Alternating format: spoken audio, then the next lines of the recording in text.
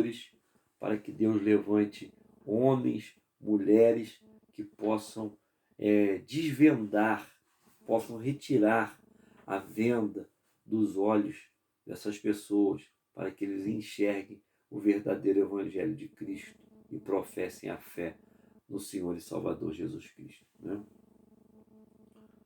Nós vamos ver aqui algumas características, né? Eu quero deixar bem frisado nessas duas aulas acerca de religião, seita e heresia, não é? Para a gente poder, nas últimas duas aulas, estar falando sobre conhecendo algumas seitas. Eu vou falar 2 seitas por aula, né? Para a gente encerrar as aulas assim, falando acerca disso. Eu quero mais uma vez incentivar você, aluno, a ler essa apostila, releia, porque aqui em 4 aulas, principalmente vídeo aula, não dá tempo da gente ler essa apostila toda, né? Uma apostila bem grande, ela tem 51 páginas, e se a gente for ler e refletir, tentar explicar alguma coisa, tirar dúvida aqui de cada ponto, a gente leva aqui no mínimo umas 10 aulas. E a gente não tem tempo para isso. Então, leia sua apostila, pesquise, rebusque. Se você tiver alguma dúvida, mande um WhatsApp para a gente. Pastor, preciso de alguma coisa que agregue. Estou com dúvida nisso aqui. É o ponto tal, a página tal. Não estou concordando com isso aqui. Você é capaz disso, né? Nós, teólogos, somos formadores de opiniões. Sou formador de opinião. Então você pode dar uma opinião, você pode tentar jogar luz no assunto para que a gente debata e faça aí uma conferência da veracidade do assunto à luz da Bíblia, tá bom? Você tem essa liberdade. Então, gente, nós temos aí algumas características, né, que nós já falamos, e nós vamos falar aqui no ponto 3 sobre seitas e grupos religiosos judaicos no Novo Testamento, né? A gente falou aí um pouquinho sobre o povo hebreu, seus sincretismos necessários, né? A Arca da Aliança, o candelabro, né? As éstolas sacerdotais, a pia de bronze, o próprio aparato todo do tabernáculo, véu do templo, e santo dos santos, e queima incenso, e mata animal, e faz um monte de coisa. Então, a gente falou um pouco dessa questão judaica, cultura judaica e hebraica, né? Eu não vou entrar no mérito, porque isso também é uma outra matéria, mas isso tudo contribuiu para algumas coisas sincréticas do nosso tempo.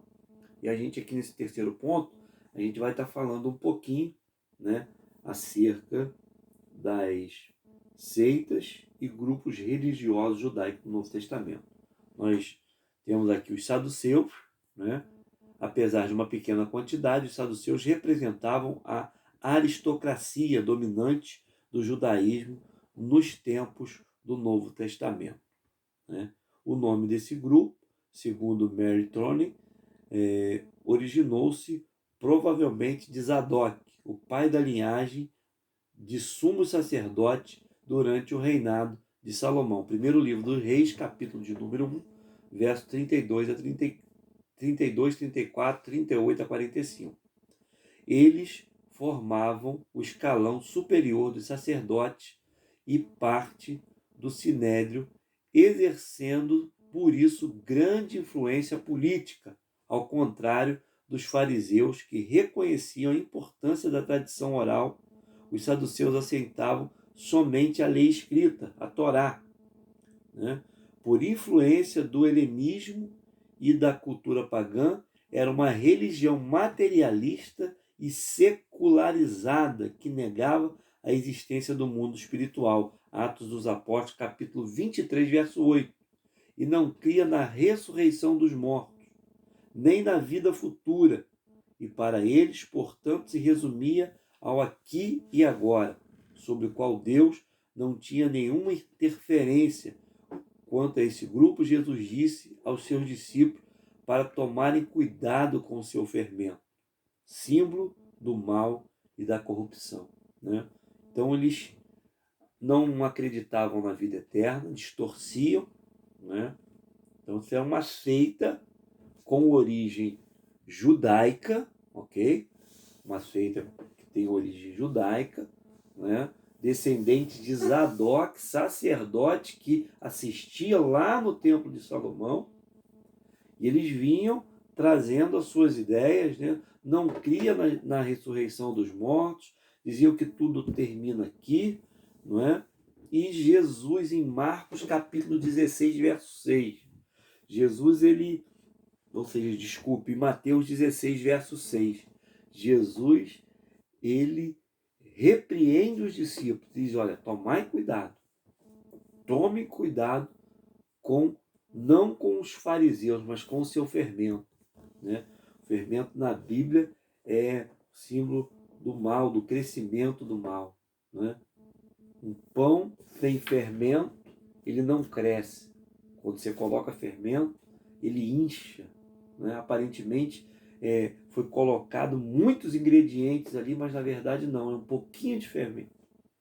Então, os saduceus, com muita facilidade, eles faziam inchar, né? Faziam crescer a sua doutrina, os seus ensinamentos, e Jesus pediu para que tivéssemos cuidado, né?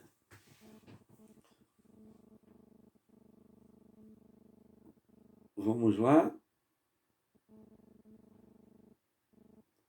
vamos falar aqui no ponto, vou dar um salto aqui, para a gente não tomar tempo. Vamos falar aqui acerca das seitas primitivas, né? Isso aqui já na era apostólica, as seitas no meio da igreja primitiva, para os irmãos entenderem legal. A gente está vindo falando acerca das seitas no tempo dos evangelhos, no tempo de Cristo, derivadas aí, não é, do povo judeu, né, respaldados pela lei e cultura judaica. Não é? Jesus combate isso, não é? E lá na era apostólica, depois que Cristo morre, é assunto aos céus, Pedro se levanta no dia de Pentecoste, a igreja começa a crescer, a igreja é perseguida ali nesse tempo, começa também algumas seitas serem descobertas pela igreja primitiva, né? E a gente vai ver um pouquinho sobre isso aqui, ok? E eu vou dar uma pequena pausa para a gente falar sobre esse quarto ponto: seitas e heresias na igreja cristã primitiva. Eu volto já com essa lição e também com a nossa prova dessa segunda aula e a nossa conclusão. Até já.